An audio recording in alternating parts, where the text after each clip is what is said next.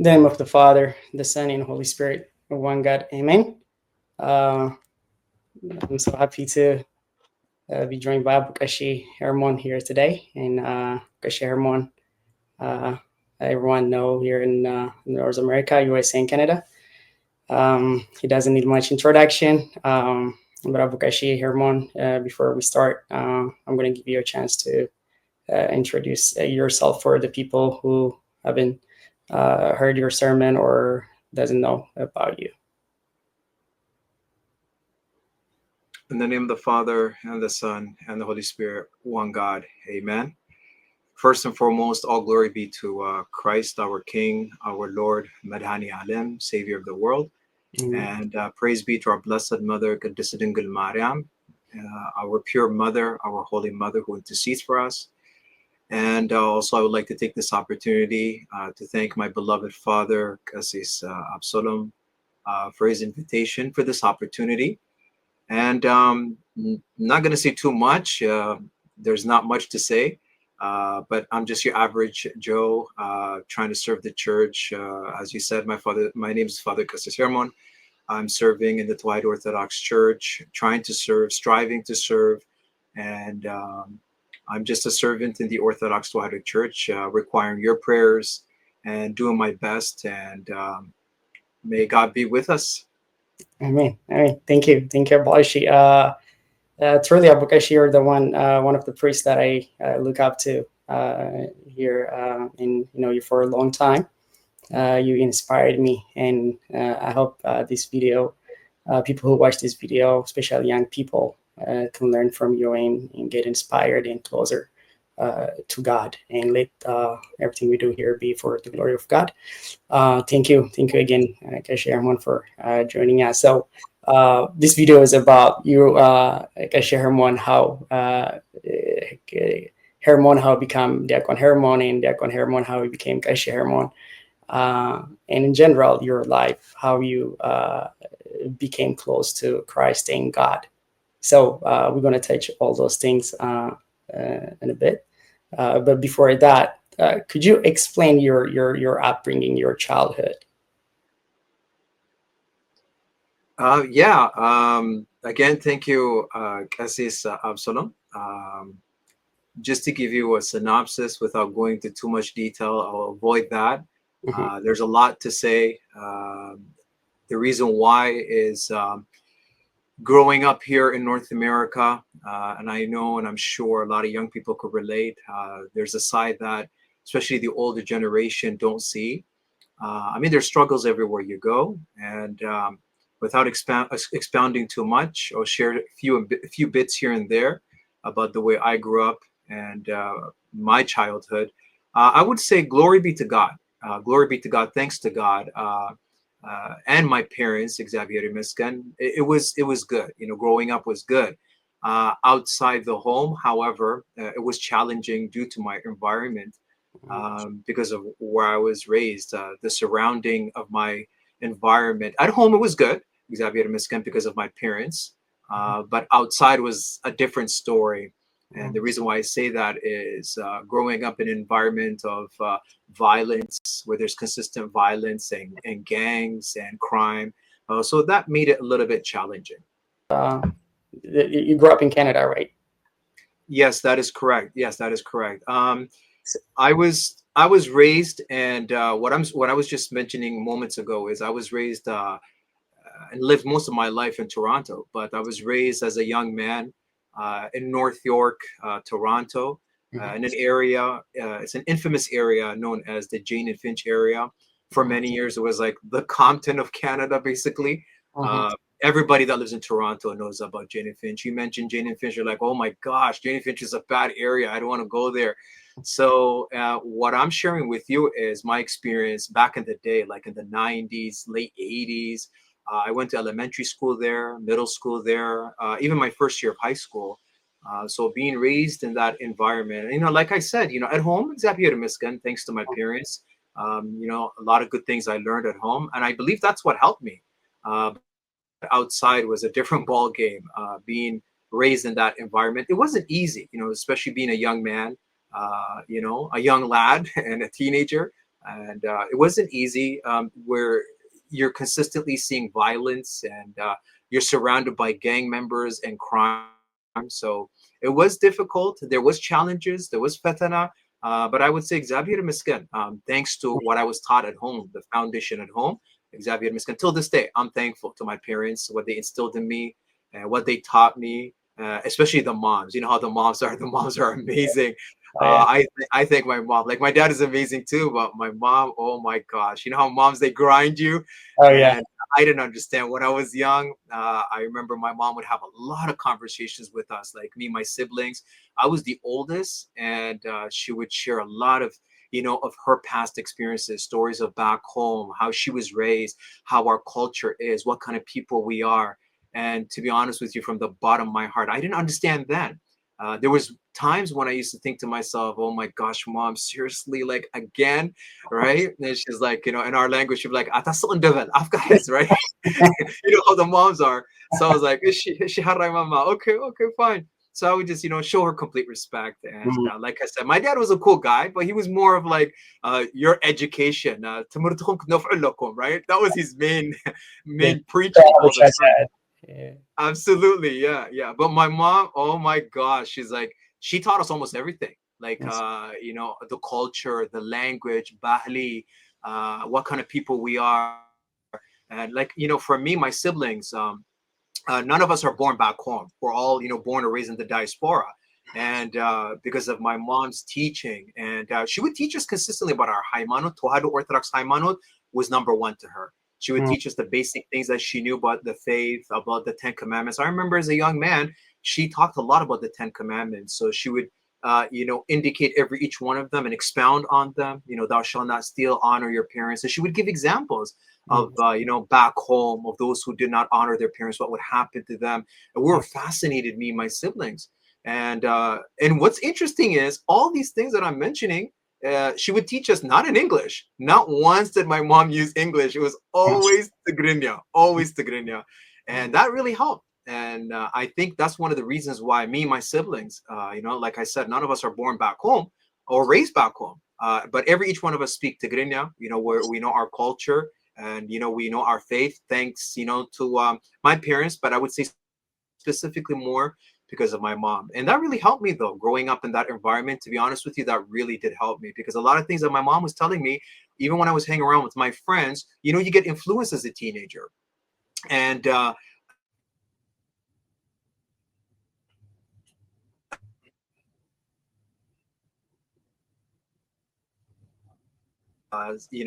where you have your parents teaching you one thing, and then you go outside of your home, and then your environment is teaching you something else. Because here in the West, the culture is different from the Habesha culture, of course. So mm, there's a conflict there, right? There's a conflict. You have your parents telling you one thing, they're telling you this is our culture, zi bahlina, zi haymanutna, this is our faith. And then outside, when I say outside, I'm not only talking about the environment where I was raised in, but also the media, social media, and the whole nine yard. So, like I said, the foundation home was awesome. That really helped. And hang around with my friends. Sometimes I was, they tried to influence me. Yes, I'm not saying I was a perfect young man. You make mistakes as a teenager. Xavier Misken, thank God, it was like major mistakes. mhm. And but one of the things that was always embedded in my mind was, what my mom taught me. And to be honest with you, like I knew a lot of hardcore, to be honest with you, hardcore gangsters, gang leaders, drug dealers. They used to go to class with me. And to be honest with you, like I was even invited to join them. But one of the things that I was always thinking is, I know this is kind of funny when I think about it now, but I wasn't even afraid of any gangster. If you asked me who I was afraid of, it was my parents. I was like, "Qatlini, they're gonna kill me." So I had to always think about, okay,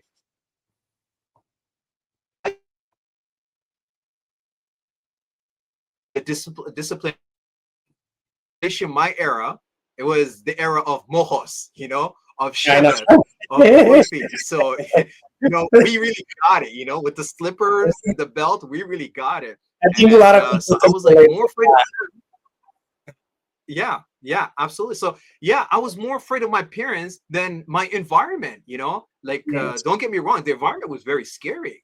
But I would always think in back of my mind, okay, if I follow these guys and do something bad and I get caught, if the police catch me, Yeah, mate, that's it. I'm dead. I'm dead. I feared my dad. I feared my mom. And like I said, there's a slipper, there's a mojas, there's a and chemical. sometimes, yeah. And you know what's really funny too? Sometimes when I think about it is those days, and I'm not speaking about now, I'm talking about my generation, they would even just use the mohos for no reason. You're like, what did I do? They're That's like, so my awesome. nafkas, right?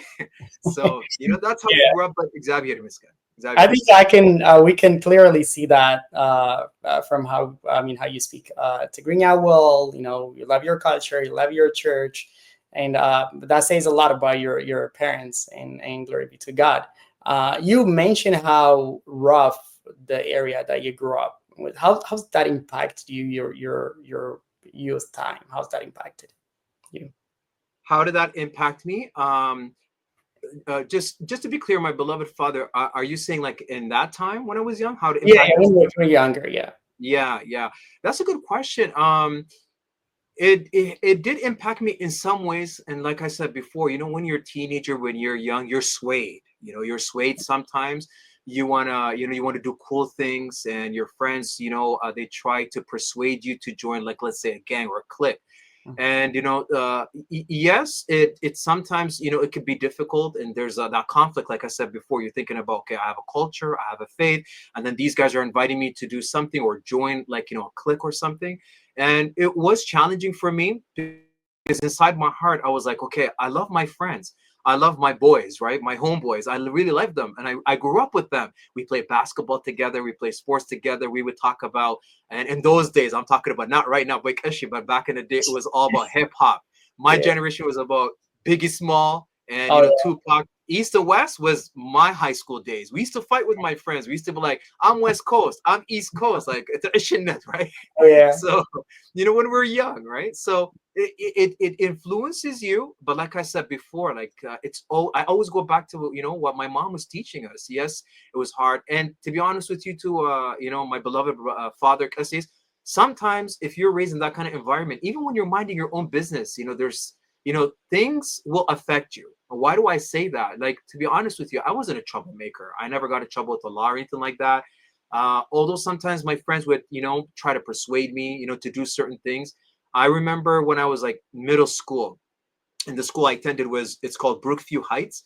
And I remember it was my first year, and one of the guys that I thought was my friend, like we just had a simple, disagreement in the hallway, and he pushed me, and I was like, please, bro, you know what? I don't want any issues. It's not a big deal. You know what? He got me mad. He pushes me again. I push him. Next thing you know, I felt something. The teacher comes by, and I was bleeding. So I noticed, like, I was like, what is happening? The teacher's like, you got stabbed. And this was like, I think around the age of 13. So this guy thought it was my friend. And he was I didn't even know at that time, but he was a gang member. So this guy stabs me with a screwdriver right here on my left side here, with a skinny screwdriver. So I was shocked. I was like, what's happening here? I thought this guy was my friend. What's going on here? And I remember he was like concerned from what I heard, because that environment is dangerous, because it's all about gangs, shooting, violence, retaliation. And he was kind of concerned because he thought I was going to retaliate. In my heart, there was no retaliation because I grew up in an Eritrean family. That's not the kind of people we are. We're Orthodox family. My parents didn't teach me that. In my mind, I was more shocked. They took me to the hospital. Everything was well. They asked me if I was going to press charges. Yeah, I didn't press any charges. I didn't even say who did it.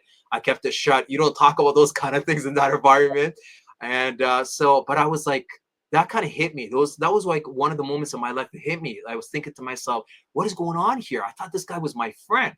And so that's the kind of stuff I'm talking about. When you're minding your own business, like I wasn't in a gang. I was minding my own business. I was a cool guy, just wanted to have fun, a young guy. And this guy that I thought was my friend, like I said, he stabs me. And I had various other experiences, to be honest with you. And I thank God. There was 3 occasions where I almost got shot. A gun was pulled on me. And first time was when I was 13, for no reason at all. And I'm not going to go into details, talk about it, because we're going to be here for hours. But to be honest with you, it was till this day, I thank Xavier. I thank Walarit Amlak for saving me, because the guy had a gun right on my back and he was ready to shoot. But I stood my ground, and Xavier Mescan, I left everything to God, and I survived that. Mentally, psychologically, what that does to you at a young age. And I don't think a lot of people understand that. And I know I'm going to go kind of off topic a little bit. I see a lot of youngsters nowadays, the social media, even in our society, they want to be gangsters. They want to join gangs.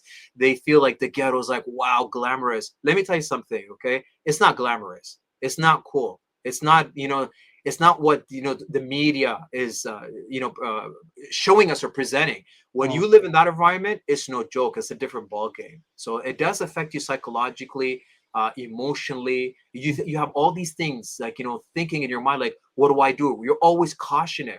And being raised in that environment, it changed me. In what way? I was more vigilant, because you have to be vigilant. You could be minding your own business, going to the store, just going to the store to buy something like a drink, and somebody might start shooting, not at you, at someone else, and you might be a victim at that moment. So being raised in that environment, I would say myself and those who raised with me, my friends, were always vigilant. So we're always looking around, like, what's going to happen next.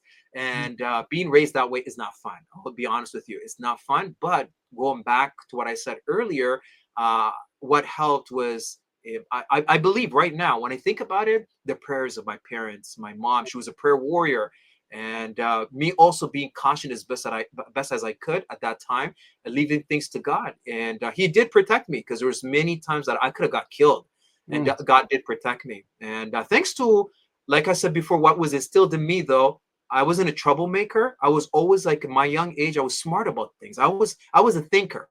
I would always think mm, about things. In high school, that really helped me. And a lot of my friends, they weren't thinkers. They were just doers. They would just go by impulse. They would see someone and just go and punch them for no reason. They would just go and rob someone right in front of them, like in the hallway. And I wasn't that kind of person. I was more of a thinker. I stayed away from the crime. I stayed away from the violence. And the interesting thing is, I noticed when I was in high school, I noticed that when you conduct yourself with respect, and then you'll notice that others will show that respect to you too. And I'm mm, speaking from my experience. So I conducted myself with respect, and I would never rat on anyone. I would respect everyone. And for some reason, people would just come and talk to me. I didn't join any gang or anything like that. People would come and talk to me, females, males, in high school, tell me their problems, and I would never divulge their secrets. People would tell me crazy things that happened in their life, like sexual abuse and mm, other things, violence that happened in their life. And I would never, ever disrespect what they would tell me. I would keep it. I've like come to think about it right now, I was like the Dr. Phil at that time. I was like, why are these people telling me these things? I'm like, why? Who am I? mm, But I remember one of my friends said to me, you know what? A lot of people respect you around here, because you know why? You don't divulge anything. That's why they come to you and speak to you and talk to you. So I mm, conducted myself with respect. And like I said, it's not because I'm special, to be honest with you. It's because what my parents instilled in me. I had to be clever to maneuver in that environment. And thank God, that really helped by the grace of God. mm. Xavier Miska. Yeah, I think your parents' prayer, just like you mentioned, in the way your parents raise you, help you to overcome the environment that you grew up with, and just like how the Bible says, as a Messiah can come out of Nazareth, and glory be to God. And I think He saved you for something bigger. He already had a purpose.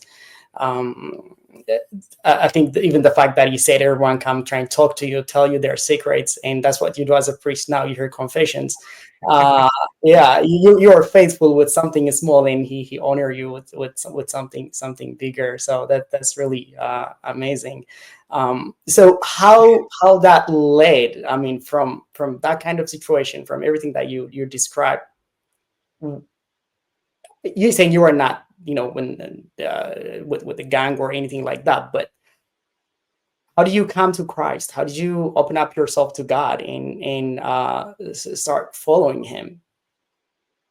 Like, what led you up? Because you didn't have anyone to look up to at that time. No one, a priest that speak English or a Sunday school teacher that speak English perfectly can help you in or show you at least, this is possible. The youth now, they can see you. Okay, this is possible. He grew up in this kind of area, and he's now a priest to this level. He's helping, other youth and preaching the gospel and things like that. So they can see themselves in you, but you didn't have anyone when you were young. So, what led to this spiritual life? You're becoming closer to God.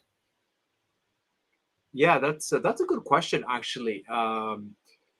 You know, as you said, my beloved father, even when I think about it, although I experience all these things, I sit down and contemplate about it sometimes. And it's only by the grace of God. That's it. It was only by the grace of God, coming out from that environment and now even at this present time serving as a kessis, like it's not me. I didn't do anything. It's by the grace of God and the protection of our Blessed Mother and the saints, Xavier Miskan. And I would say, like I indicated before, the foundation masarrat.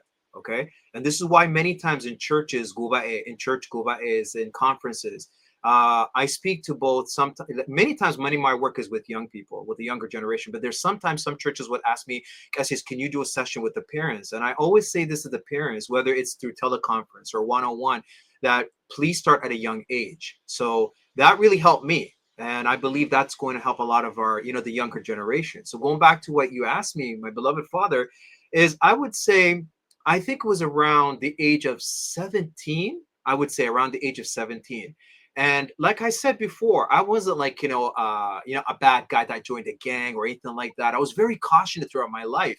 And around 17, though, what happened is 17 to 18, what happened was, um, I remember there was a Bible study that started when I was living in Toronto. And the one who started the Bible study was my memher, my teacher. His name is Baba. We used to call him Baba Haleka Kashi Gabra Medhin. Uh, he comes from, the priesthood, his family, 9 generation back home, Adina. So he's very leak. He was very leak. He's not living with us anymore. He passed away in 2003. But he was a good mamher, and he knew a lot of stuff about the church inside out. He was a leak mamher, so he started a Bible study. And the reason why he started this Bible study is, this is kind of a double whammy bonus information I'm giving you here. He was credited for starting the first Eritrean Orthodox Tewahedo Church in Canada, which is Medhani Alam in Toronto. So this is in the same time. So when he started this in the year 1995, that's when the Medhani Alam Eritrean Orthodox Tewahedo Church started. How do I know this? Because it started in my parents' house. That's where the Bible study started. I was a young man, and I remember he started to read Mithaf Kudus. No, that reminds me the book of Acts, how they used to pray people's house and it became Yes, a new church. yes. So that's why I love your question, and this is where it all began. Like I remember my parents were in the basement, and he was there. Abuna Mamherna, he was there, and he started teaching. Like he was amazing. He knew things about Turgame, Turgame Melech de Paulos, Gibra Hawara Turgame Wengel. This guy knew stuff inside out. And I would sit there sometimes. My mom would invite me. She would say, "Naaz, what day? Come sit here, listen to what he's preaching. He's amazing." And they just started this church. That's how they started the church. In a basement. So in the beginning, I wasn't that interesting. Teenager doing my own thing. But my mom was like, "تقريني هتسمعني هتفلتني خزودي نعم أنت هتسمع," right? She's like, "تقريني, come and listen to him." So I was like, "Okay, mom, no problem." And he was a sweet memher. He was a kind, amazing memher. So I remember one time he sees me, he goes, "Na'az what day, قولتك على أملاخ, كنت سمعت صبغي وزعبات واحدة هايمانوت, come and learn about the Tewahedo Orthodox Church, about what we believe in." And I was like, "Okay, let me give it a try." So I'm there, young man, listening to him. I was fascinated. I love the stuff that he was teaching. And there's a lot of complex things that, Qudus Paulo, St. Paul says, right, in his letters. Baba Halak Agabramid, he would translate these things. And I was like, wow, it's amazing. So this is what St. Paul means. So, at that time, I was going to the Bible study. And then, yes, I was conflicted because I have my friends that, wanted me to go to the mall with them and do crazy things, of course. So I was like, kind of conflicted. And I think that was a time where I was ready to transition, to change my life. So that played a very important role. And I remember from the basement, we grew. There's more and more people joining. So we started using the Coptic Orthodox Church, and this is in Toronto back in the day. And my teacher started teaching us Zema Beta Christian. Now, this is very extremely important to your question. He started teaching us Zema Beta Christian, like the basic things, like Tonsulat Solot, Uxiota Sahalene, Ta'amra Mariam, the Zema for Ta'amra Mariam. So what he would saying, Hallelujah, I would like, what is he saying? This chant is so beautiful. Whenever he would read like Ta'amra Mariam, he would do the translation, Turgame. And he would just sit down with us, and he would read Ta'amra Mariam. and he would read like بسم آب وولد فس قدوس أحد أملاك نجاركم هاوية فقراء ولد بيت كريستيان إكزابير يباركم. I was like, Basma, what is he saying? I was like, this is amazing. What is this? And I got hooked. I got hooked. I was like, Intayuzi, what is this? This is amazing. This is good. This is beautiful. I just fell in love with it.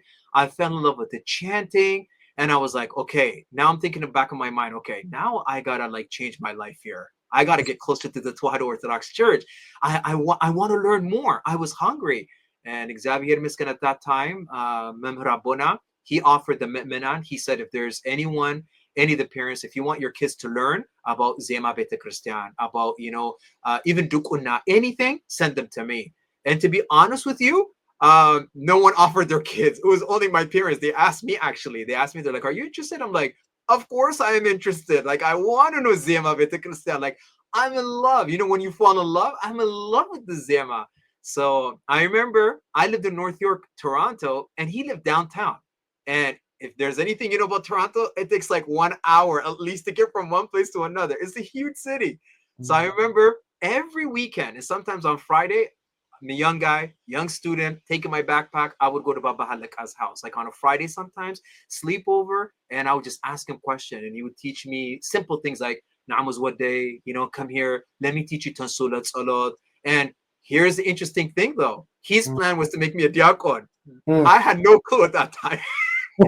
I was there to use him. I was there just to learn goods, to learn the Zema Beta Christian, because I fell in love.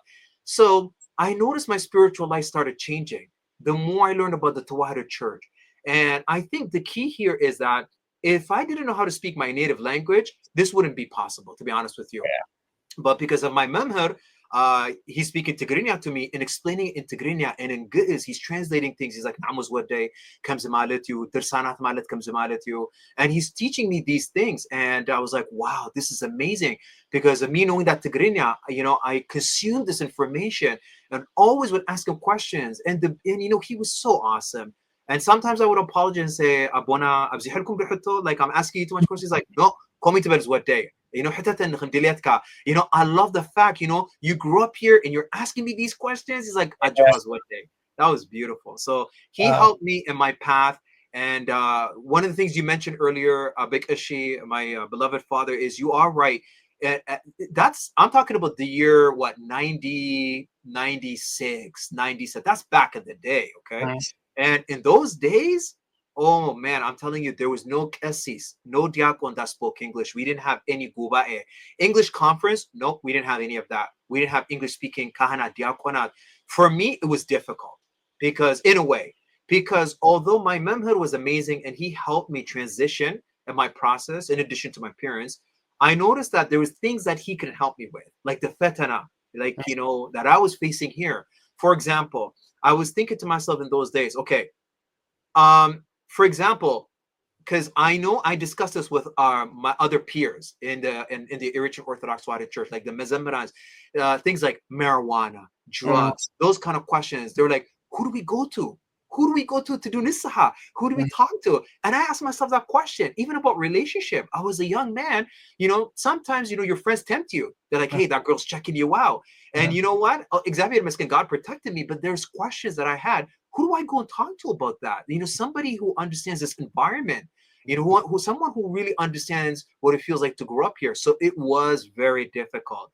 But for me, like I said before, what helped me is gaining that information, about the Tewahedo Orthodox Church, consuming it, learning Zema, learning about the church, the Tewahedo Church. We would stay all night with my memher, talk about, Kabra Nagas, ancient manuscript, and he loved that kind of stuff. So I believe, he played a very important role in my life.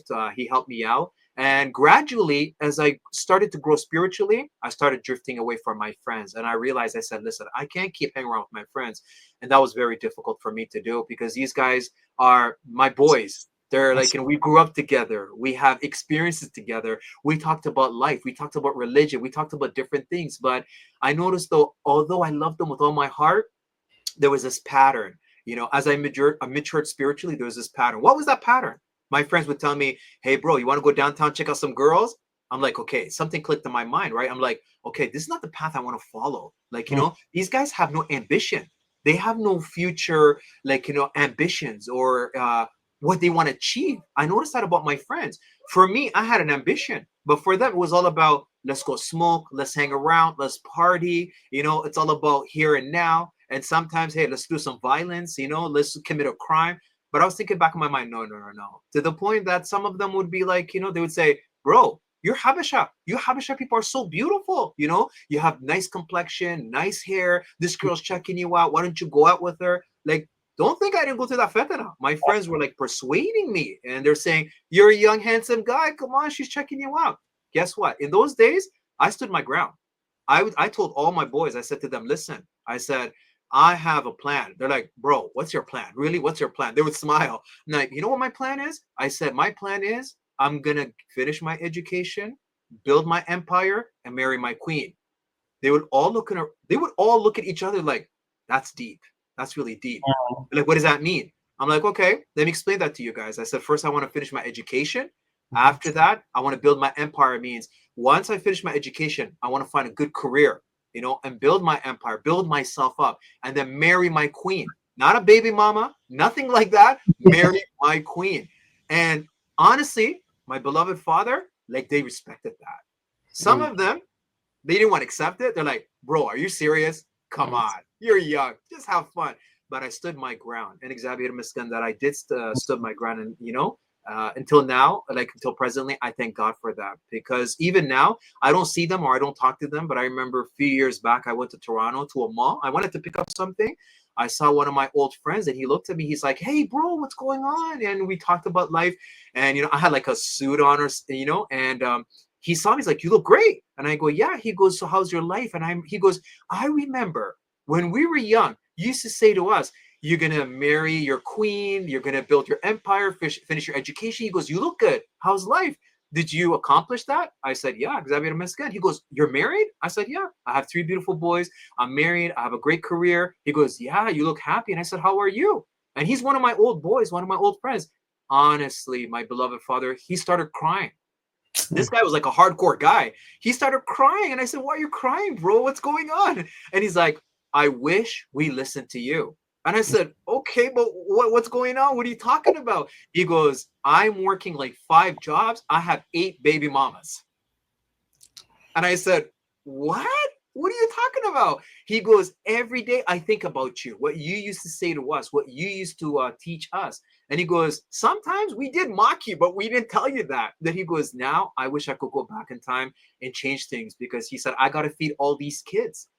mm. So, and at that moment, you know what clicked to my mind? I said, Xavier Mescan, thank God of what was instilled in me, what I was taught. That not only that, thank God for the protection of Walarit Amlach and the saints. Xavier Mescan.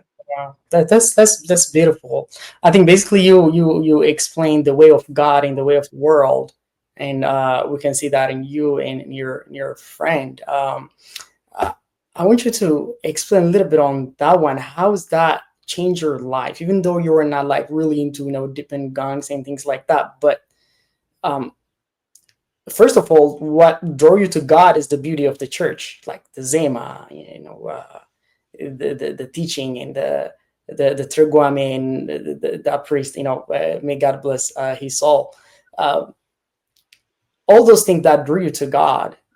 But once you decided to follow Christ, you decided to be a part of the church, even though you don't know if you want to be priest, a diacon, or a priest, but you change your life, and to the point, you leave your friend because you chose Christ.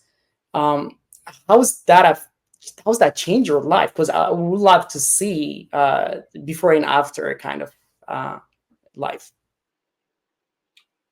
So how that changed my life? You know, like I said before, I'm very transparent about my life. I got nothing to hide. Like I said before, I wasn't part of a gang or anything like that. And yes, the environment does sometimes, it influences you. And to be honest, I wasn't a perfect guy. And I remember, to be honest and transparent, I had a ghetto mindset when I was a teenager. I did, because of my environment. Uh, like the way I talked, the way I presented myself. I'm guilty of putting my pants low, right? You know how they put their pants low? I was guilty of that. And the thing is, I would do that at school, But when I get near home, I will pull it up because my parents are gonna kill me, right? So the environment does play. It does affect you. It really does. So when I started getting closer to God, though, my ghetto mentality changed. My vocabulary changed. I wasn't, a lot of things that I, said verbally wasn't pleasant. And, it's not because I was a bad guy, it was because of the music I was listening to and my friends, they would use profanity and I thought it was cool. So I would use profanity. And my mindset at that time was like, the ghetto type of, thought. Although that I had that positive aspect of me, but oh, and, that really did affect me at times. And but like I said before, getting closer to God, learning about the church, that changed me. And like I said before, around the age of 17, when I started learning about the church, falling in love, like I distanced myself. I started reading books. And before that, I wasn't a book reader, to be honest with you. My dad was he was hardcore when it came to education. He's like, "Ata wala anta ha mazhab zay tinabib," right? He's like, "Why don't you read books? What's wrong with you?" And to be honest with you, I was a TV guy. I would watch TV nonstop. But at that age, around 17, when I started changing, getting closer to God and learning from, Abona, Mamhirna, I realized something. You know what? Life, there's so many things that we can learn in life. So I started digging, asking questions, reading books. That helped me change my ghetto way of thinking. And even my vocabulary, it helped me change my vocabulary. I became more positive in terms of the words that I was using, and the more I got closer to the church, it really helped me out. And reading my scriptures, like not only Metzhab Kudus, but also other scriptures, and that really helped me in my path. But like I said before, yes, there was a time where it did affect me, my environment, and but that changed later on gradually. It was a process, and to be honest with you, I'm only giving you a synopsis. It wasn't easy. It was not easy. It was hard because, when you're at that level, you want to change your life. What Satan does, the devil does, is he wants to pull you back. He just wants to pull you back and bring you back. And it could be in, like, we could apply that in anything. It could be addiction. It could be like, like the music industry, because I used to listen to a lot of hip hop and R&B. I stopped that lifestyle. Things that I used to watch sometimes was not pleasant. So I had to change that. But Satan, he tries to pull you back and bring you back. But you gotta have, you gotta have your own goal and agenda. What do you want to achieve? Do you really want to follow Christ, or do you want to follow, the evil one? You got to make a decision. I know it's not easy, but I made my decision. Xavier Miskin for that. So it was gradual, my beloved father. It took time. It was gradual. Okay. Hmm. If you briefly can explain the I know it's not our topic, but the music industry, you just mentioned it, and we all know how filthy all the songs are back then. Nowadays is worst. Um, what is that going to do to young guys and girls who 24/7 listen to this music and then still want to be part of the church? Which is, there's nothing wrong coming church with that kind of, also we have this kind of habits doing every day, but you still love the church, but the spiritual growth is not going to be in the way that Christ he wants you to grow. So if you can explain the secret of this music industry and how it affects the young's brain. So yes, for me back in the day, and when I was young, I remember nobody said to me, "This music is bad," or Mm. "This movie is bad." My generation, no, we didn't have that. Like for me, um, Xavier Miskin, like I said before, it was like a gradual change for me. And I remember, when I was growing up, like with my parents, they don't know anything about this environment. All they know is they came here, they're raising their kids, they're sending money back home. You know how the Habesha culture is, right? So they're working hard. Xavier Miskin, may God bless them. But they don't know a lot of things that happen here about the music industry and so on. So at school I was exposed to it. In my environment I was exposed to it. So I began to listen to and fall in love actually with hip hop, R&B. That was like almost my life actually before I transitioned and changed. So I was hardcore into it. I remember my bedroom. I had my own bedroom. It was full of. I remember back in the day. I don't know now because I don't follow the industry. there was a magazine, famous hip hop magazine called The Source Magazine.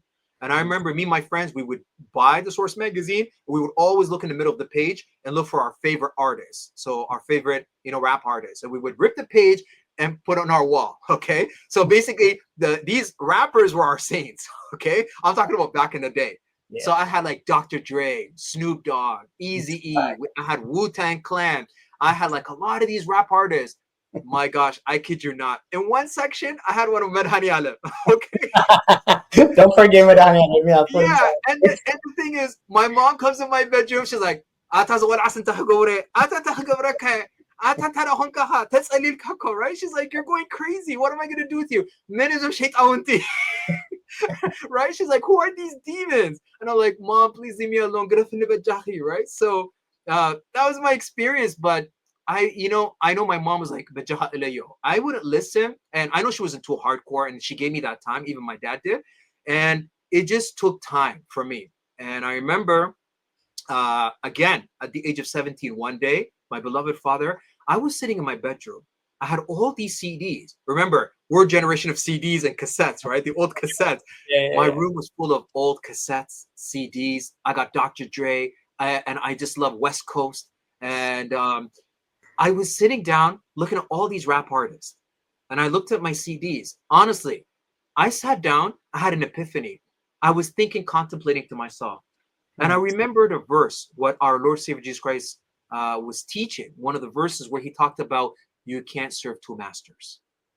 For mm, some reason, I was sitting in my room, that kept on repeating in my mind. I was like, you can't serve two masters. You can't serve two masters. And I was like, do you want to listen do you want to continue listening to Dr. Dre and Snoop Dogg? What kind of music are you listening to?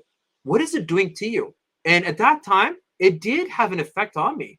mm, These guys, these artists, they're talking about disrespecting females. They're talking about gang violence and violence. And I just love me and my friends, we're more into like, oh my gosh, this sounded good, right? The tune of it. But I thought to myself, this is satanic. I realized this is satanic. And another thing that clicked in my mind is I was thinking to myself, hold up, I'm buying these CDs. I'm buying these cassettes. I'm making Dr. Dre and Snoop Dogg. I'm just using them as an example, okay? yeah, I'm making them rich. What mm, am I gaining? Nothing. The only thing I'm gaining is my mentality is consistently thinking like the way they're telling the story. Like females are this, and let's go and shoot so and so, let's kill so and so, the crime, the violence. And I said to myself, that's not me. That's not my identity. I'm a Christian Orthodox. My parents are Orthodox. My parents are Eritreans. No, I have a culture. That day was a special day. I had an epiphany, and to be honest with you, it was hard. I said to myself, okay, what am I going to do next? I can't keep doing this. I can't keep listening to this kind of music. So you know what I did? I went downstairs, grabbed a garbage bag, a big black garbage bag, ripped everything from the wall, just took it down, put it in a garbage bag, my cassettes. For a moment, I sat down. I thought to myself, why am I throwing away my cassettes and CDs? I could sell them. But then I think it was Memphis Kudu speaking to me. And then a thought came to my mind. I said, if I sell some of these CDs that I have, these rap artists, then I'm selling something. And once I sell my CD or cassette, what I'm doing is I'm leading someone to hell. That's the way I thought about it. Okay. Instead, I don't want to get involved in swaying someone's soul, to the path of hell. So I said, no, no, no, no. I don't want to make money. I don't want to make income. I'm putting everything in the trash. Bye bye. So I put everything in the trash, and I was about to go outside. My young sister, God bless her, she's younger than me by 2 years. And, she looked at me, and, mostly we speak in English. But at that moment, she's like, "Ted ka ba, what are you mm, doing?" She yeah. realized, and I was like, well, I'm just going to trash you. She's like, "Best mom, antatay na go, bro. What are you doing?" She's like, "You love Dr. Dre. You love NWA. You love Ice Cube. You're going to throw this?" She's like, "Kadurmiya ka, integrinya, right?" And I was like, "Yeah, I am." Literally, my Cassie's brother, she took her hands like this. She goes, "Wiza hawe hamimi." Wow. So literally, my sister's like, "Are you sick?" Because she knew how much I loved hip hop and R&B. She's like, "Do you have a fever? Are you okay?" And she was just shocked that she's using two languages, Tigrinya and English. She's like, "Wani, go, bro. Is he okay?" And I was like, "Sis, I am okay. Dahania, I'm okay. Don't worry. Just pray for me." Literally, I just threw everything in the trash. Went back to my bedroom, prayed, Everything's empty now. There's only that one icon of Madani Alam in the corner. And I was like, God, what do I do now? What do I do? Please lead me. That was not an easy time, my beloved Father, to be honest with you. Getting rid of that because it was an addiction. Mm. And what was harder is the aftermath. What do I mean? I would drive like to the nearest store, or like, let's say, to go to school sometimes. And you turn on the radio, that's where the fetana comes now. And Yeah. then when I'm turning on the radio, my favorite group comes on. I'm like, what am I gonna do? And I'm tempted. I'm like, no, I can't do this. So I turn it off. And what was hard in those days is, and I'm talking about like the late 90s, right? What was hard is that we did have Muzmur, but it's not the same as now. Now we have like more options for Muzmur, right? Oh, But English Muzmur, oh no, it did not exist at all. So I was looking for Muzmur. I found a few Muzmur. I went to one of the local Ethiopian Orthodox Wada churches. They were selling Muzmur in a cassette.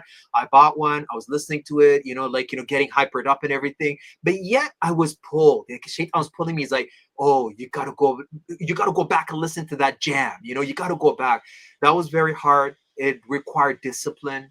It required a lot of prayer. It wasn't easy. And I realized that the more I started reading my scriptures, the more I started going to church and getting closer to church. And at that same time, I was going to my memha, learning about the Tawad Orthodox Church and learning Zema, learning about my church. I think that really helped me at that same time. And then the more I did that, I noticed the more the attraction, or I should say, I was more detached to the music. So the temptation wasn't as strong. And then, what else helped me to, in the same time, my beloved Father, is I realized, because I was a reader, I started reading about ancient manuscripts, about different types of manuscripts. And what helped me at that same time is, I'm sure you're familiar with this, the book that we have in Ge'ez, and I believe is translated now in English, the book of Adam and Eve, Mazhab Adam and Hiwanan. I mm. remember a part where I read, and this was in the same time when I was distancing myself from the music industry and the music. I read a part where it talks about the descendants of Adam and Eve, Cain's descendants. Yes, Cain's descendant. One of them was credited for making musical instruments.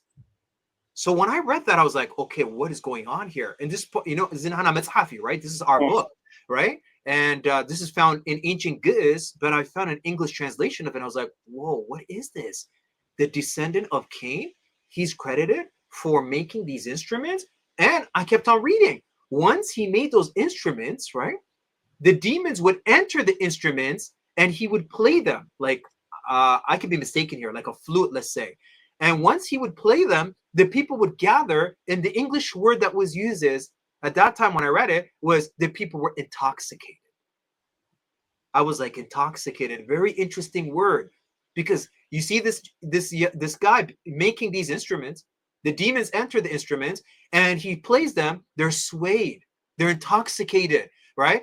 Something clicked in my mind. You know what that reminded me of? When I was listening to hip hop. When you listen to some beats, the beats, right? Yes. You're like, oh my gosh, this beat is crazy. We used to say sick. This beat is sick. It's amazing.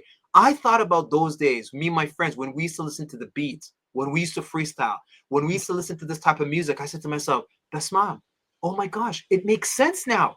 Why is it that in those days when I was listening to the music, for some reason, it did something to me? I used to get goosebumps listening to certain music, the beat, like the way the music was presented. It did something to me at that time. And I was like, it had to be influenced by Shaitan. So I Mm. put one on one together, and that gave me more confirmation. Hey, listen, this music, the music industry, and what's happening, it's not for our benefit. It's a tool of the devil. So I realized that. It gave me a confirmation, and that confirmation was good because it helped me also in my ministry as a kesis later on, Mm. to teach the younger generation and to share with them not only my experiences and some of the things that I've been sharing with you. Mm. Wow, incredible story. Hopefully, the young people who are watching this can learn from this. Uh, Before we talk about your priesthood, and earlier you talk about finish your education, building your empire, and marrying your queen. How did you find your queen? Now we're getting the more interesting, juicy stuff. Huh? Yeah. So yeah, good question. Good question. there's a story that goes with this, which only few people know. Mm. It was the year 2005, my beloved father. Let's go back to January 1st, 2005. Hope I'm not What? going to get you in trouble. No, no, no. This is going to be really interesting, actually. Yeah, even for the for those who hear this, January 1st, 2005. That's New Year's Day. Okay. Mm. Usually on New Year's, what do we do? There's resolution, right? I thought to myself, okay, what's my resolution this year? I did salot, and literally, I'm being honest, I'm being transparent. I said to myself, you know what? Nowadays it's hard to find good people, somebody to get married to, and not only get married to have that long lasting marriage. And I was at those days, I served, yeah, in various churches, and I was involved in reconciliation of some couples that had issues. And to be honest with you, I reached a point where I said to myself, there's no way I'm going to find somebody who's good, who's compatible with me. Mm. I almost gave up, to be honest with you. I said to myself, man, divorces are increasing. There's no such thing as a good girl nowadays. Marriages are just, it's hectic now. So in January 1st, 2005, I did a prayer and I said, Xavier Amlach, oh God Almighty, by the end of this year, and this is very important, I Mm. didn't say if it's your will. Okay, that's where I made a mistake. I said, by the end of this year, I said, I'm going to go to Eritrea. I'm going to go to Debrecen or one of the monasteries. I'm going to be monokose. Mm. I didn't say I didn't even say that. I said I'm going to go. Why, Lord? Because there's no such thing as a good girl anymore. And I said I'm worried, Lord. I'm afraid. Who am I going to get married to? Marriages don't last nowadays. So fast forward, okay? September Meskarem, 2005. I go to Indianapolis, Indiana.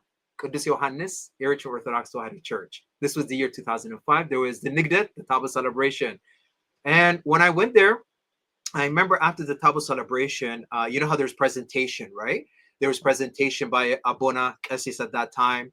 After his presentation, he did some little, messages. Sorry, he relayed some messages, and there was some few presentation. And I remember a young lady, okay, my current wife, a young lady. She's, she has her netzala. She's dressed very nicely, and what really was interesting at that time is she had the mic and she was talking about the youth, and she was handing out certificate, and I was blown away. And I thought to myself, hold up, hold up. I said, she's handing out certificate. I haven't seen this in the Tewahedo Orthodox Church.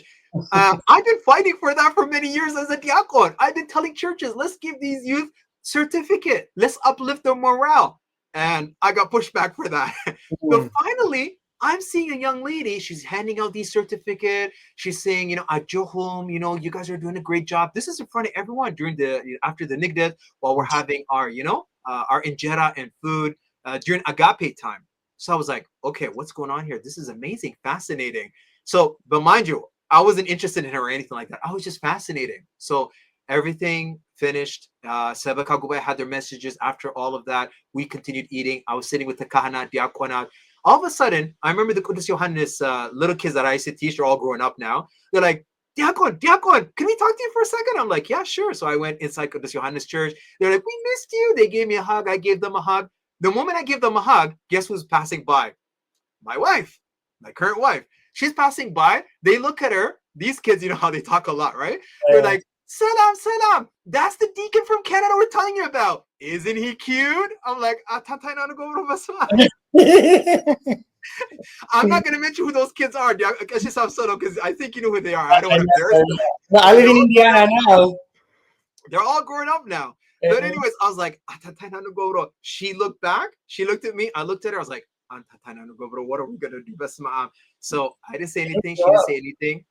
And what was interesting after that is I noticed that she was speaking with the youth. And somebody told me, one of the adults, they said, Fr.Hermon, she's one of the young people teaching our youth now. And I did visit Kudus Yohannes many times, but I haven't seen her in the past. It was my first time seeing her. So they said to me, why don't you talk to her about Sunday school? Because she says she's a Sunday school teacher. She's doing an amazing job. So I said, okay, no problem, because I have this love for the youth. So, I started talking to her. So she's like, you know what? Her sister was with her.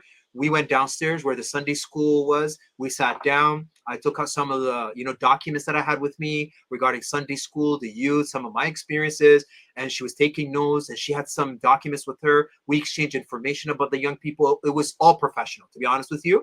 She was asking me about the youth. I was asking about the youth, talking about how can we better the church in terms of the youth.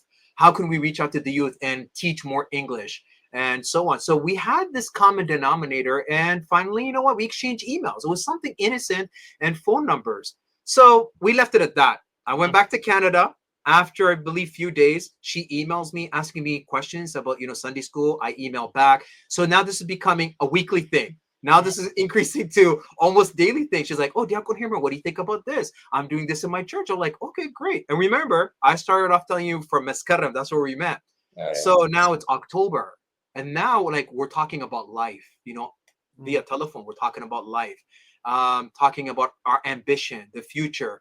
And I noticed something about her. I noticed that we're compatible. The things that she was, her mindset and my mindset, they were like compatible. Um, Even the way she carried herself, I was like, this is interesting. I haven't met someone like her before.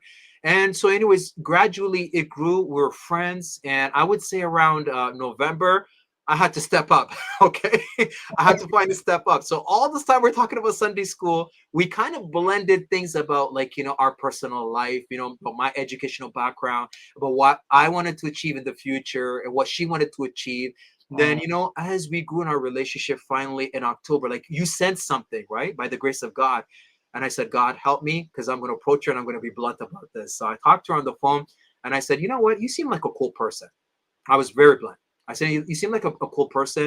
You're grounded in Christ. You love the Tawhid Church. You love the youth. You have the same ambition and goal as me."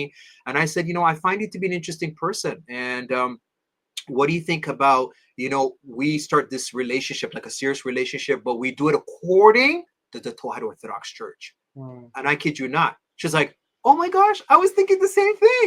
And I was like, "Yes, tamaskan Allah, examine maskan." So next step was we did everything according to the church, Sarata Beta Christian. The next step was before telling our parents, we wanted to do personal fast, Mm. personal prayer. And we did that. First, we read Psalms, Mazmur Dawit together on the telephone. We read Mazmur Dawit. We prayed together. We asked God to lead us. We did our own personal fast. And after that, we said, okay, what's the next step? We had a long discussion. We said, we want to do everything according to Sarate Bete Christian, which means like getting engaged, getting the blessing of our parents, our kahanat, the church, and then after that, getting married, of course.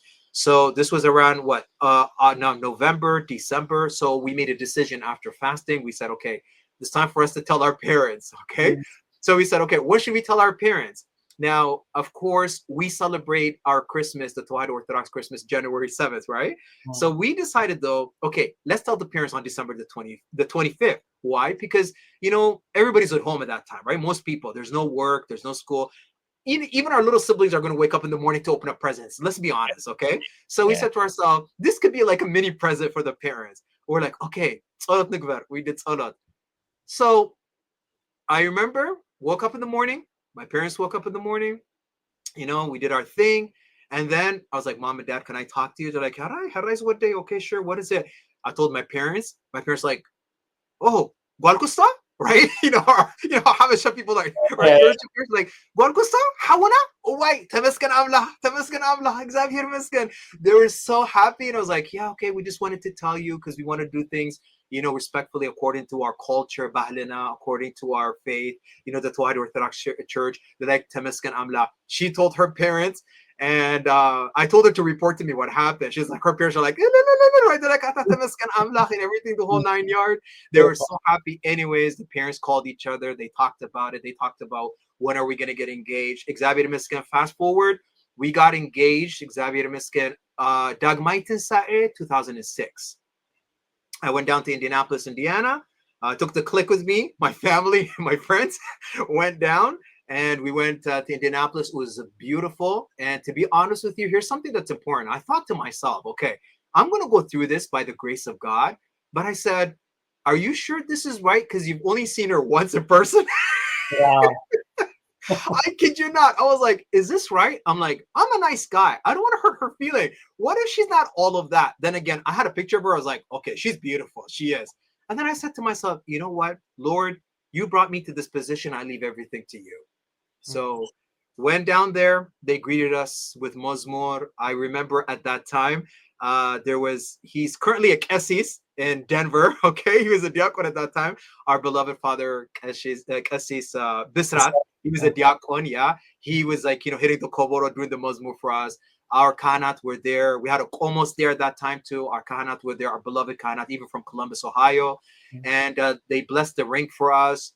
She came out. Oh my gosh, she looked like the Queen of Sheba. She was so beautiful inside and outside. That was like one of the happiest days of my life, because this wasn't only about the beauty on the outside, but also the beauty inside her.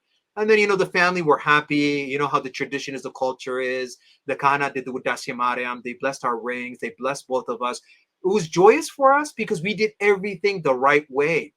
And for me, my wife, what made it special was not only the engagement, because she waited all these years. She went through Fetana herself in high school, growing up here. I went through Fetana. So to dodge those Fetana and to arrive to this, moment was a triumph for us, Xavier Mescan. We noticed, though, the church, Disabete Christian, was rewarding us now with Mozmur, Koboro, and we had a joyous time. So we got engaged. And while we were engaged, it allowed us the time to sit down, get to know each other. So we got to know each other. We grew more. We talked about the future. We talked about, the youth and the future of the church, how we want to help the youth, grow in their church. And we want to also share what we were taught in she comes from a good family and her parents taught her right. So she wanted to share what, she took from her parents. I wanted to share what I took from my parents, and share all of that, basically the experiences that we've went through here growing up here, with the youngsters, with the younger generation. So we prayed and fasted before our wedding, and finally we got married in the year 2007 in October. This upcoming October is going to be 18 years. We have a beautiful marriage. We have a fun marriage, and I always invite people. If you don't believe me, come and chill at my house. We got jokes here. We have fun here with my wife. We do outings together. Even when we go out to restaurants, because she speaks Tigrinya, we talk in our own language. We have our little secret, Yeah. laughter and jokes that we do. So I see the blessing of waiting and doing things the right way, according to Sarate Bete Christian. Wow, that's beautiful, Fr.Hermon.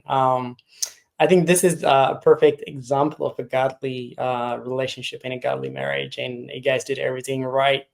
Basically, it's the exact opposite what you just told us from what the media and the world's telling us through their music and movies, and they trying to make it normalized. Basically, dating this person, dating that person, and eventually that trains you. Divorce, and all that kind of stuff. So that's what the young people know. How so they don't know the right way of doing things because of the music that they're listening to, the movie that they're watching, the social media, and all that stuff. So we need to hear these kind of stories more and more. So this is beautiful. Like I share, I want to hope all the young people who are watching this, they will take note and how to do things the right way, especially relationship, because that will was something that you're gonna live with the rest of your life. So that's beautiful. Thank you for sharing, Hermon. This is Yeah, amazing. no problem. I'm just sorry to interrupt you though, because this is important with what you asked me. I just wanted to interject quickly, and this is one of the reasons, because you are right, my beloved father. The topic of relationship is extremely important, especially nowadays. Mhm. And I mean, like my wife and I, we're just servants. We're not anyone special or anything like that. What we're trying to do is, be an example for the younger generation that it is possible to grow up here in North America, and grow up with a culture and a faith, an identity, and you can still make it, do things the right way. So what I wanted to add to is, even for the viewers, is that for this reason, my wife also has a blog. She wants to help a lot of the younger sisters out there. It's called Tawahado Orthodox Girl. And she started this few years back. And like I said, her aim is to help a lot, both males and females, but mainly females. And she has many articles. Some of it is from her experience. She uses some of her experiences and she blends it with Tawahado Orthodox Church. And I just wanted to share that very quickly for the audiences out there. Yeah, I'll put her blog in down in the description. So people, if you want to check it out, they can learn from it, especially young girls nowadays. I think she's more focusing on young girls, right? Her blog. Yes, yes, Right. yeah. Okay, good, good. Um, so let's move on to the priesthood. How did you discern priesthood? How you're saying in the beginning you just love the church, the zema and all that stuff, the beauty of the church that attracts you, and you became a diacon and got married. How did you discern to the priesthood? For the priesthood, Yeah. well, I think I need to mention the diaconhood too with that because that's Okay. very important. Um, very quickly, when I became a diacon, to be honest with you, it wasn't something that was planned. It was not my intent at all. And as I said before earlier, I would go to my teacher's house every weekend. It would take me like an hour, spend the weekend there with him to learn Zema Bete Christian, about the church. His intent, later on, he revealed it to me. He used to say to me, Zwade, diakon k'tchon you have to be diakon. And I was respectful to him, and I said, "No, I just want to learn Zema. I want to learn about the church." Like, no, no, no, no. You know how those memhera, right? Those teachers. He was insisting. To be honest with He can you, see the I did not potential. want to. Excuse me. I think he can see the potential in you. Like, they can tell. They can tell. Yeah. So yeah, but to be honest with you, I was respectful to him. I don't want to go back and forth, but in my mind, I was thinking to myself, okay, I'm going to use him in a positive way, right? I'm going to use him to grow in my faith. I don't want to be a diakon. To be honest with you, I'm a young man of the diaspora. I wasn't born and raised back home. So what is diakon? Like, what are you supposed to do? Like, I had no clue. Like, I was getting indications, Mm. and if you asked me back in the day, more my ideology was finish school, get my career, build my empire. Like I said before, diakon, like serving in the altar, was not like, it wasn't even my mind. I did not entertain that. Fast forward. So what happened? It was the year 1999. So what made that year special was that was the year, and I'm going to fast forward to the month of August. Right after Tzoma Felseta, we were blessed to have Butsu Abuna Yohannes, to come from Eritrea. He Mm. came with a tablet. And as I mentioned earlier, Medhani Alim Eritrean Orthodox Swahic Church was the first church in Canada. And he brought the tablet for us. And he came with him with a monokose, our beloved father. And he brought one monokose with him. And when he came, um, I knew him from Asmera. With Mm. Abona, I knew him from when I visited Adina back home, so I had that relationship with him. I had a relationship with a lot of the fathers back home, even when I was young. Mhm. So when he came here, I remember he had a discussion with me in private, and he said to me, this was right after Tzoma Felseta. He sat down with me. He goes, Zwade. He used to call me Filimona. I don't know why. He goes, Filimona, what day? بتعمي فتوى he goes, I like you. Tomorrow صباح diakon كتخون you're going to be a diakon. And I was like, I remember we're sitting in a car because I took him somewhere. I drove him somewhere. I was in a parking lot. He wanted to talk to me in private. I looked at him and I said, "What's up, Bona?" I said, "Please, your grace. No, please. I don't want this responsibility.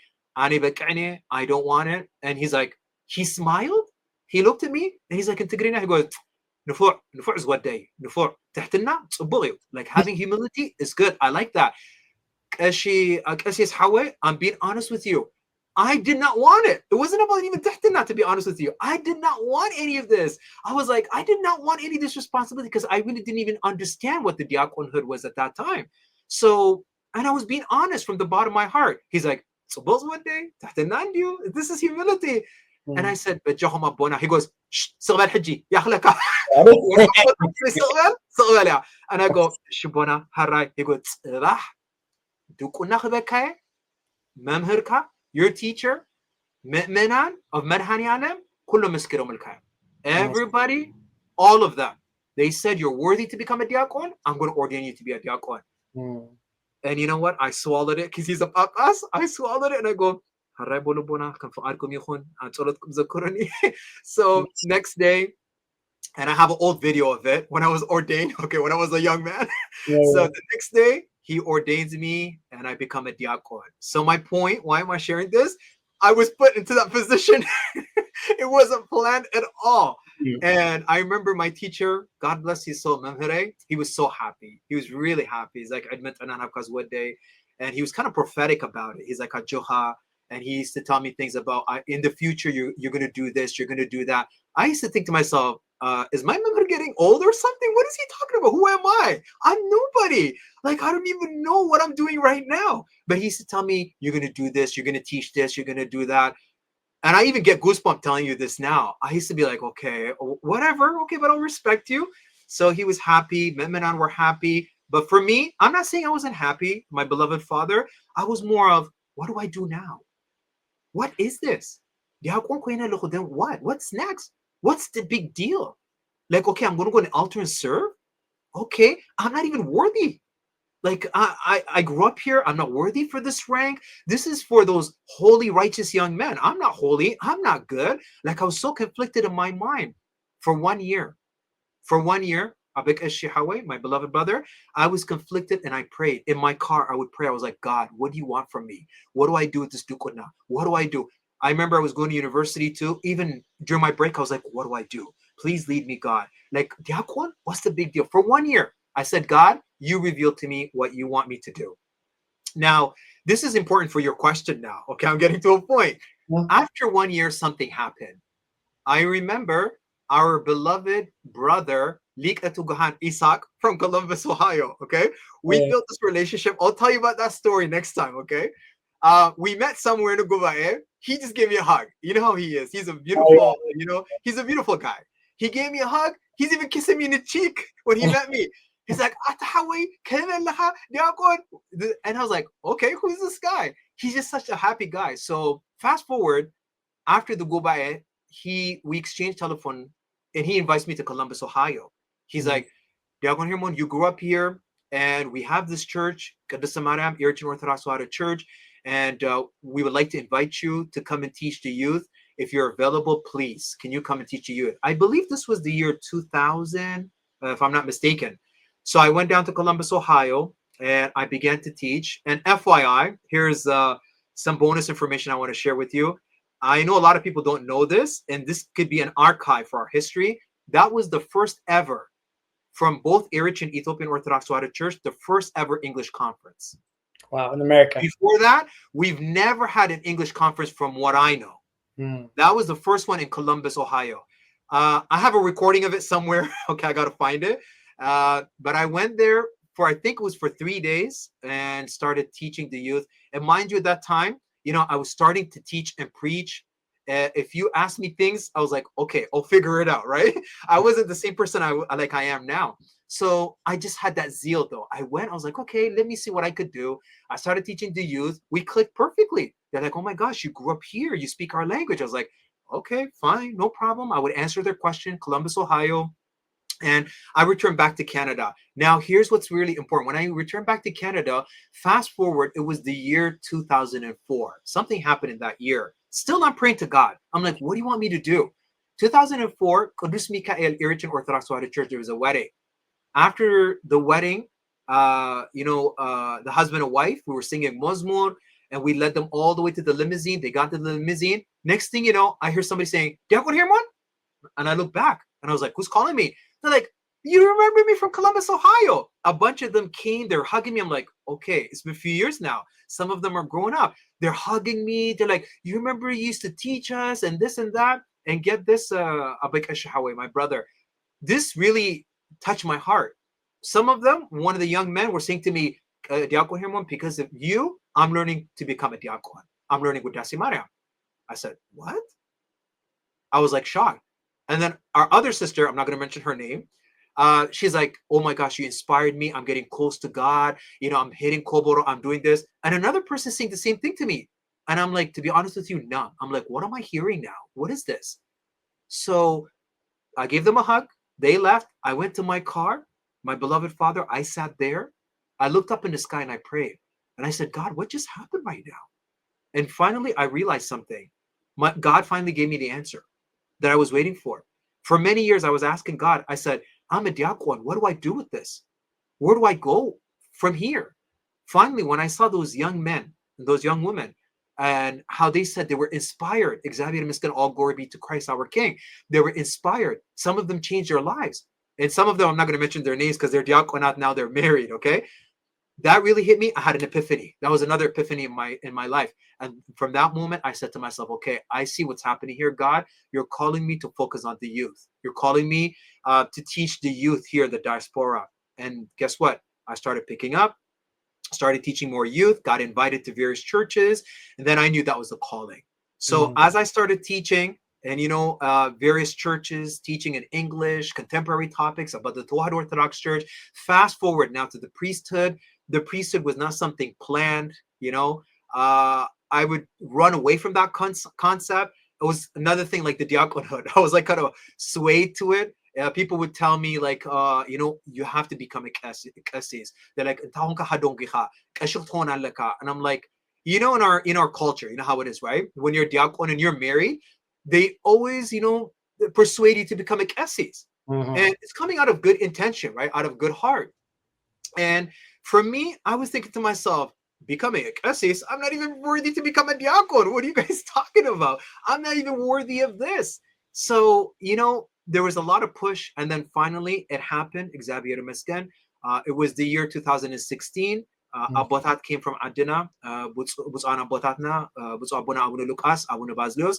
They came here, and I'm condensing it for you. They Mhm. came here, and I was persuaded by many people. I did not want it. And people vouched for me. Some priests vouched for me. They wrote the letter, and I knew Abotatna. I knew Butsabuna Abuna Lucas, Abuna Bazlios from back home. Mhm. Had a great relationship with them. And when they got the letter, we exchanged phones. Like, we talked on the phone, and they were very happy. I did not want it, to be honest with you. And the abotat are like, Katif kamitsa. They're like, Katif kamitsa. And I'm like, oh, no, no, I do not want this. So they called me and I went down. Of course, I went through the process like everyone else does. I went through the process and, I became a kessis. I was ordained by Butsuo Kudus, currently the patriarch, Okay. Butsuo Kudus Abona, Awin, Basilios. May his blessing be with us. He ordained me and I became a priest serving in the church still until this moment. I'm not Mhm. worthy of it, but it was God's calling. Wow, wow, that's beautiful. I think you discern the calling as God wants you to serve the youth, and do I think a lot of us inspired by that, and we look up to you. Um, so, what's your since you mentioned the youth here? What's your advice to the youth? Before advice, though, what do you think need to be done? Because we lost a lot of youth already in the past 10, 20 years. What needs to be done from the church side? What needs to be done from parents? And just, I know it's a very broad topic, but um, just briefly, if you can tell us what can be done from your opinion and from your experience. You've done it for a long time. So the question is, what should be done from the parents in the church, right? In terms of serving the youth, Serving the correct? youth, Yeah. keeping the youth Okay. in the church. Yeah. Yeah, the youth of the church. That's a good question. A very good question. Um, you know, there's a lot of things that can be done. I know there's things being done at this current moment, at this time, in the Tuatha Church in general. Xavier Meskin for that. Doing this for a long time, I'm seeing changes. There was moments in my life I remember when doing this, and when I say this, I speak from love. There was moments where I was thinking to myself, what are we doing? Where are we going? I was praying to God for more English speaking diaconate, more, young people to step up. I thought to myself, this is back in the day. I'm talking about like late 90s, even early 2000s. I was observing things and I said to myself, the beauty of our youth, I noticed from my experiences, and my experience is that the youth are hungry. They're hungry to learn about the church. Mm. And I visited many churches throughout North America, and there's a common denominator speaking to youth one on one in Cuba is, I would say 98% of the time, I get positive feedback. The positive feedback is whether it's in the Eritrean Orthodox Church, Ethiopian Orthodox White Church, in the Habesha Church, generally, I hear the same thing. There's a common denominator. Kessis, we love our church. We want to know more, but we don't know our native language. Mm. Throughout the years, this keeps coming up over and over again. Back in the day, we didn't have any priests doing this. We didn't have diakona doing the English ministry. So imagine being alone, right? Not getting that support. It was hard. And to add to that, my beloved father, you're getting pushback from the older generation, right? The older generation are saying it's coming out of good intent. Some of them are like, no, bahala na ko nun, iminat na ko nun. We don't want our faith to change. Some of them felt like it was like the tahadduso, right? But this is not tahadduso, of course not, right? If you use, when we use English, they thought like we're changing the church. So there was a lot of pushback. It was an uphill battle. To get to this position, it was a lot of uphill battle. And a lot of the younger generation, they have no clue what we went through back in the day. To pave the way for English, it was difficult. It was hard. But now Xavier Miskin, what I see online, young diaconats, coming up, young priests coming up, Xavier Miskin. And what I'm noticing is what I keep seeing in churches, and speaking to parents, even churches, is that we all have a role to play. Number one, and I know there's a misunderstanding or misconception sometimes, the number one foundation is at home, period. It's not the church, because many times we hear parents saying, for example, let's take our kids to Sunday school, drop them off there. Sunday school is going to teach them. No, no, no, no. Listen, Sunday school will teach them, yes. Will teach them, yes. But the foundation is at home. Why do I say that? I'll give you from my own personal experience. And I remember I experienced this, and I know a lot of abotat and church leaders experience this too. I remember one situation where I was teaching in a church about Abiselom. I taught the youth. There was high schoolers, young adults, university students. And to be honest with you, my beloved father, they were happy. They're like, wow, this is why we fast 55 days. I was a diakon, I remember. They were so happy. Like, thank you, diakon. We had Q&A. And some of the young people, they're like, you know what? I've never fasted, but I'm going to fast this fast. That's very good. I was happy. Fast forward 1 week later, we had the Sunday school. And one of the young ladies, she puts up her hand. She goes, diakon, can I just say something in front of everyone? I go, yeah. And it was a Sunday school. She goes, I started fasting Abiselom, but I stopped in between. I said, honey, what happened? What's going on? And literally, this is what she said to me in front of everyone. She goes, my mom said, Atatamiti? Let me translate that. She said, you're bony. My mom said, you're bony. God sees your heart. You need to drink milk. I said to my mom, no, I can't drink milk, mama. No, I have to fast. And her mom, she insisted. She goes, you know what? I broke my fast. She had her head down. Another young man puts up his hand. Same similar story. I said to myself, what are we doing? The foundation starts at home. So my point here is that always, Masarat, the foundation is at home. Parents need to be active, especially now in this zaman, in this era that we're living. It's not like back in the day. I grew up here in the society, and I know it very well. Even the time that I grew up, the high school days, middle school days, times are changing completely. They're not getting better. They're getting worse. And now is the time where we need to work, especially as parents. Parents need to sit down with their kids at a young age and start talking to them about the Bible, the scriptures, Tawhid Haymanut, having conversation. And to be honest with you, and I mentioned this in the beginning, without my mom sitting with us, my siblings, and teaching us, the basic things about the Tawhid Church, Mezhab Qudus, Sirate Bete Christian, our Bahali, our culture, you would not have Fr.Hermon standing in front of you today. So my point is, it always goes back to the foundation at home. And speaking to a lot of parents nowadays, it's unfortunate. I get things like, yeah, I know Fr.Hermon, but I'm busy. We're busy. We're paying mortgage. We have to send money back home. Life is busy. I understand that and I respect that. But what's more important, your kids or your time at work, or being so extremely busy to the point that you're not spending time with your kids? Every moment counts. It's okay to be busy, but you got to allocate time for your kids to have conversations with them regarding the church, regarding the culture, not only the Habeshan culture, but also the environment here in our society. We need to have a discussion with our kids about that. Just incremental. I call it incremental discussions about different topics. It could be social media.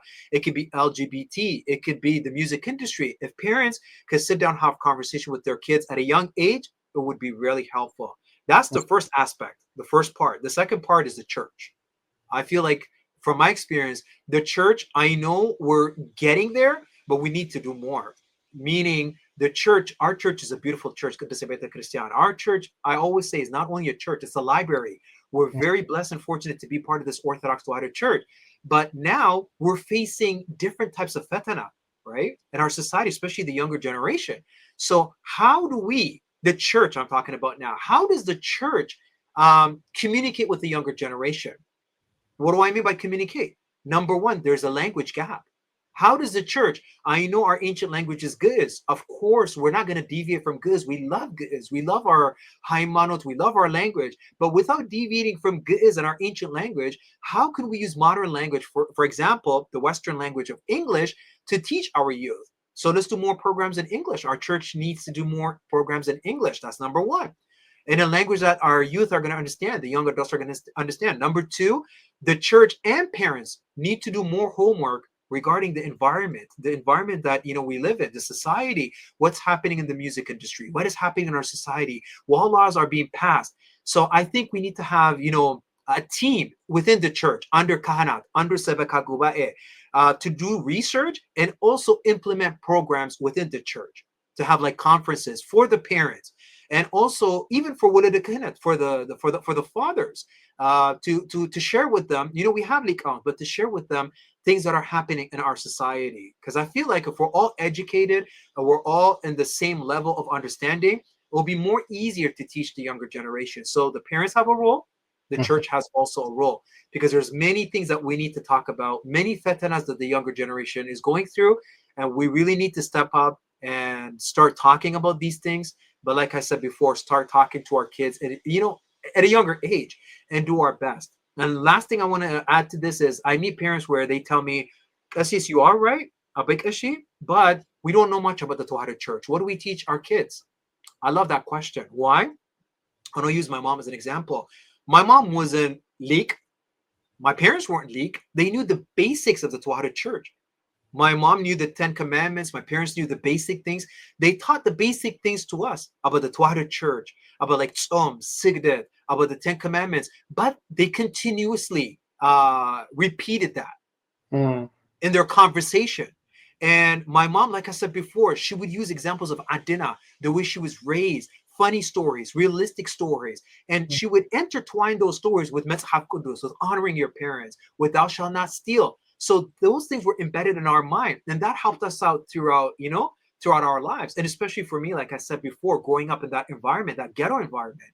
So it goes a long way, even to teach them the basic things that like thou shalt not steal, thou shalt not kill. Use those commandments and expound on them and say, Na'amuz wadde, Na'amuz agwale, come, here, my son. What does that mean? How can you implement that in our society? Honoring your parents also means, my son, honoring to your teachers, honoring your grandparents. Expound on it and share, like, intertwine some funny stories with that to captivate the child. And I guarantee you start from a young age, that child will remain faithful and grow spiritually. Yeah. Thank you, Fr.Hermon. I don't want to stop this conversation, as I'm getting a lot from it, and I'm sure people watching this, they're learning from it a lot. The youth topic, I think it can be one whole video just on its own, and we have other topics also to talk. But for this part, we're gonna end it here. And thank you for your time. Thank you for accepting my invitation and coming here and sharing your beautiful story. And may God bless you, like I share morning, and may God bless your service here and your family. And I'll give you a final word before we close. Share more. Amen. Thank you for your kind words, my beloved Father. And as usual, I would like to thank and glorify Christ, our King, Madhani Alam, because everything's through him and by him. Because of him, we're able to reach this level and this time that we're living in this opportunity that that he's given us to talk about these serious, contemporary, important topics. All glory be to Christ, our King. Without him, this would not be possible. I thank him for everything that he's done for me, and also our blessed mother, the Mariam, and all the saints of God. And you too, my beloved father, Fr.Abiselom. I've known you for a long time, when you were diakon, and to see you to reach this level, being a kahin, a kasis, it gives me so much joy. For a person like me, it really does, because as I said before, doing this for almost like 28 years now, doing this for a long, long time. I didn't think we were going to reach this level, to have young English speaking kahanat as yourself and mm, diakonat. It gives me so much joy. It gives me so much hope.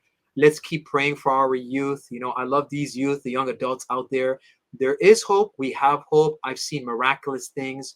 I've seen young people, to be honest with you, from my own personal experiences that were involved in drugs, witchcraft, many, things that you would think, hey, I don't think this person's going to get out of it.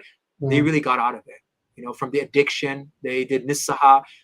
And when I see things like that, why though? I notice because of the English conferences, because mm. of the English lessons.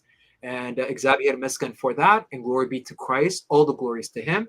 And thanks, my beloved Father. May Christ, our King, our Blessed Mother, Kaddisatingul Mariam, bless your priesthood, bless your beautiful family, and to Yes, all the viewers out there, fathers of the church, Kainat, Diakonat, Metmena, the youth of the church, I humbly ask you to pray for me, your beloved brother and father in Christ. Glory be to the Father and Son and mm. the Holy Spirit, and unto all ages and all ages. Amen. Thank you for inviting me. Thank you. Glory be to God. Amen.